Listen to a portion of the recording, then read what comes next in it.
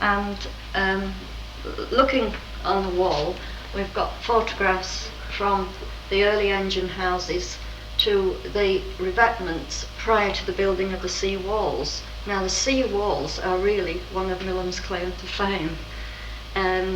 Two big constructions. The first one, a concrete one in the 1880s, which was built to reclaim land from the estuary or to keep the water from the mining area. Subsequently, with shallow mining, unfortunately the barrier was undermined, and being concrete, it cracked. Over the turn of the century, the second barrier was built. This is another section of photographs, the one that exists to the present day. It took 5 years to build, and something in the about £30 million in today's terms would have been to build it.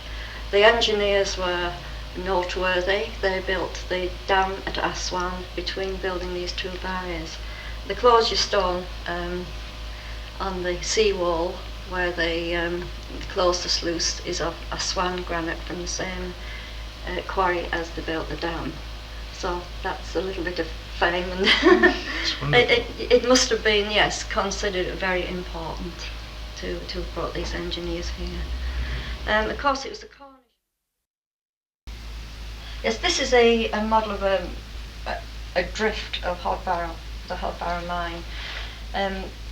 They mine down to 90 fathoms in this case, and what we have in front of us is the actual cage that the miners would go down. The cage held about 8 miners and would bring up about a ton of ore. I'll say no more about the mine at the moment, because we do have a recording which thankfully somebody had the foresight to make on the last day of mining. So we'll just put the recording on and listen to that for a moment.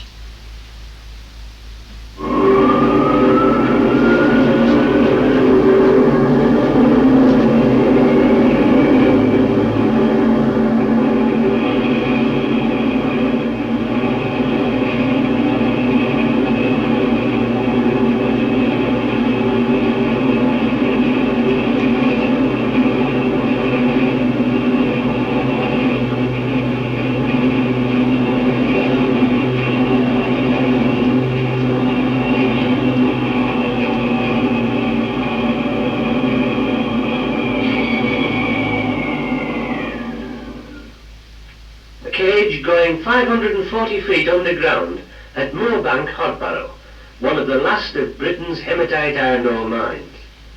The mine closed about 1967, but now we have here a truly authentic model of a drift of that mine. It's all been reconstructed by volunteers, most of whom actually worked in the mine and helped to produce some of the 28 million tonnes of iron ore, and some of the finest in the world it was, in the century that the mine was working. Now let's take a look at the authentic pit props and see how the fork has been shaped at the top to support the head trees. Climb up the ladder and meet the miner and see the conditions in which he had to work on the top deck, after of course he had robbed the bottom deck of the ore.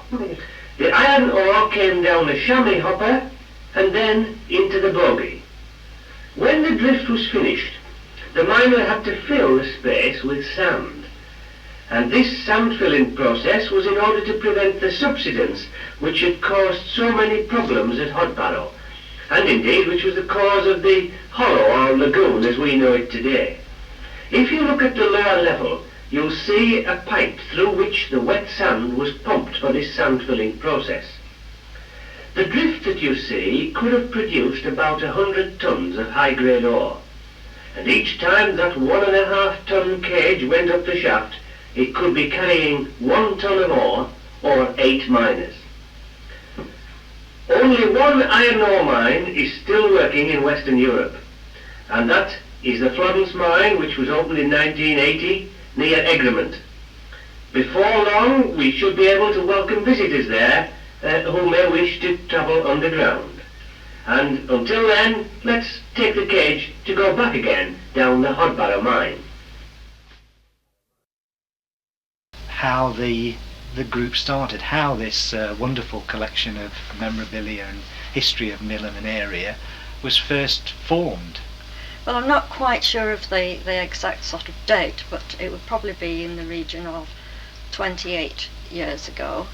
When Mr. Ronnie Sewell was visiting a farm at Southcroft belonging to Mr. Robinson, and saw this article stood in the farmyard. Not knowing what it was, of course he asked the farmer, and the farmer said, well, it's a deeting machine, a winnowing machine. If you want it, take it. Well, not having any use for it, he then spoke to Wesley Park, who was the FE tutor at the time, and Wesley said, get it! We'll put it in the garden. I'll put it in my garden. So the deeter arrived on Palmer's Lane, and the boys' school at Havrick had come vacant, and it was taken out there sort of as a store. In fact, they kind of squatted in there for some time. And as Pat Nelson will know, because she worked along with Wesley, from then on things started arriving as the word had spread round that it was a deeter, and it was and Wesley by this time had the idea of having a folk museum, folk being based on the people of the area and their lives and the way they lived. Right. So that's basically how it started. And then the school was going to be sold, so there was room here in what was being the old secondary school, and so therefore they moved on here.